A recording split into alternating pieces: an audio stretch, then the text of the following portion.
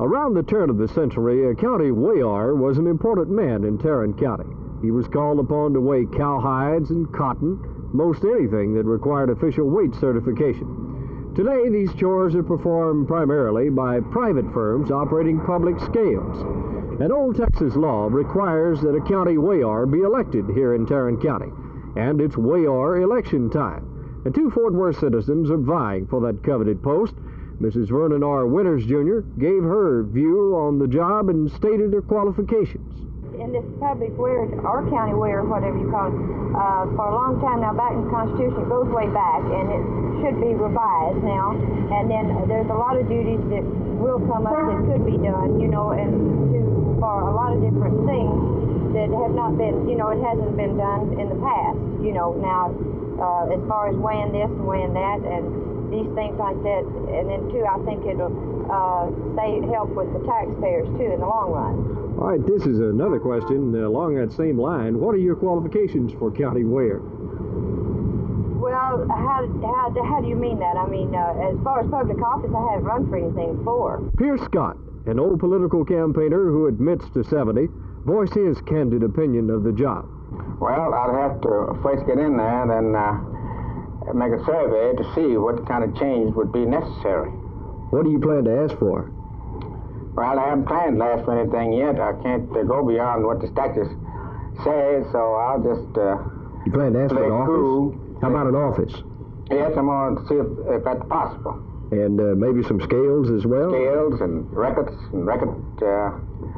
books and so forth and so on like that. Mr. Scott offered this earthy view on foreign affairs. In Vietnam, we have something you might describe as a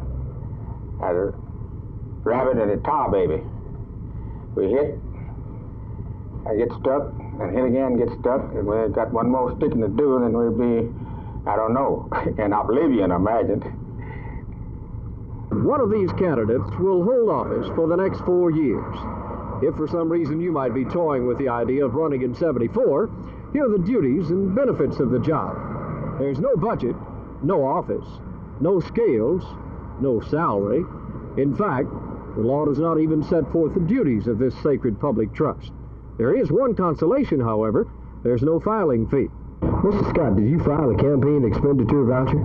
No, I didn't. I didn't file one. Why? Because my expense was so low and so negligible until I didn't think it was required to file. But how much did the campaign cost you? it cost me 6 cents. Oops, another letter back to headquarters. In Fort Worth, Art Sinclair for Channel 8 News.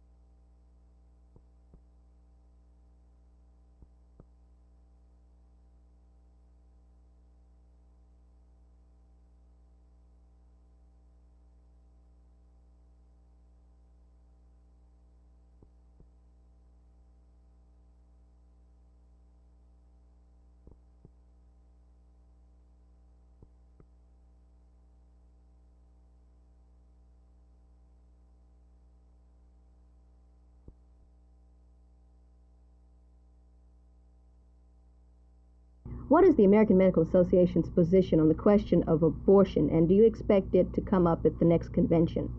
I believe it probably will come up. Its present position is that you have to have 2 doctors pass on the need for the abortion. This is a medical question. It should not be a legal question. That is why so many of the abortion laws are being repealed around the country. Do you think that this will perhaps be the high point of your upcoming convention? I think it may be one of the press news headlines. I think the important point of our convention is the health care of our people. Where is the greatest need in terms of the health care of our people? That's a very general term. What do we need to do specifically? We need to help the people in the inner city and the people in the distant parts of the countryside. And by that, much of it has to be educational, so that people know something about themselves.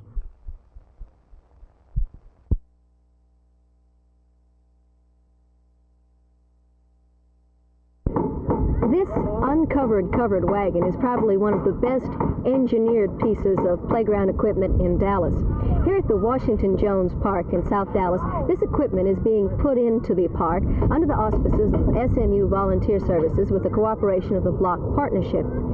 SMU freshman engineering students actually designed the playground equipment, which includes horses and teepees, the covered wagon, and a fort. A professional mechanical engineer, Bob Shroyer, actually is spearheading the project. What's the idea of a playground with a horse that looks like that?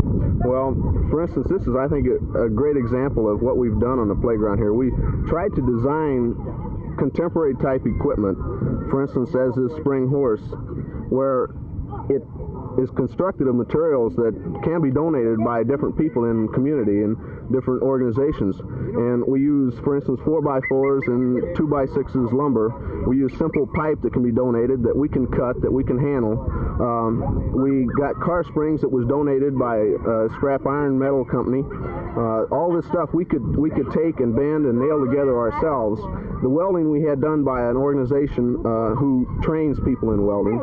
And so in other words, this was all designed specifically so that we could construct it and we could put it together, and it could physically be built and not something simply that you could put on a drawing board. It's something kids could play on. The park is supposed to be officially ready for the kids tomorrow, but in the meantime, there's no lack of testers and helpers, and it works pretty good. This is Teel Salaun.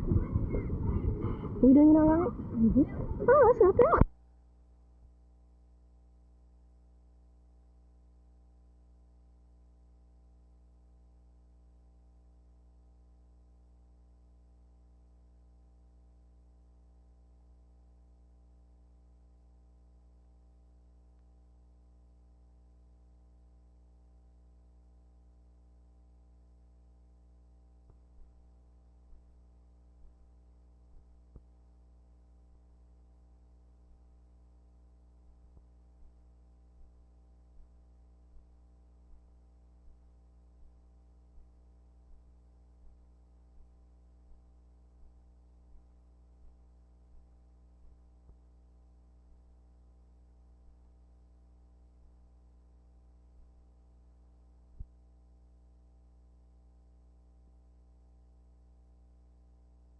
What priorities or added goals surprised you, if any? Were there any that came out of the blue that hadn't really been hashed over before? Yes, one surprised me, and this was a goal that was added by the government of the city committee. They suggested that all elected officials be given a course of training before they begin their jobs.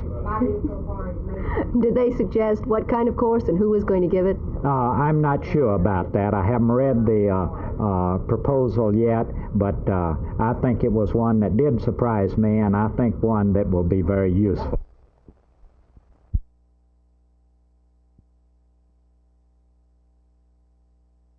I talked to other merchants in Fort Worth and Dallas area, and this thing is running into major proportions. We're not talking about thousands, we're talking about millions of dollars coming into the state of Texas, Arkansas, Oklahoma, Louisiana, that should be here for Father's Day business, that's just not here, and our stocks are becoming depleted in certain departments in which we're unable to replace the merchandise.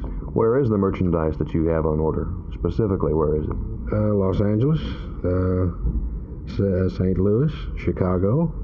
I'm told in one yard that there's something like 200 tandem trailer trucks that are unable to move because of this situation.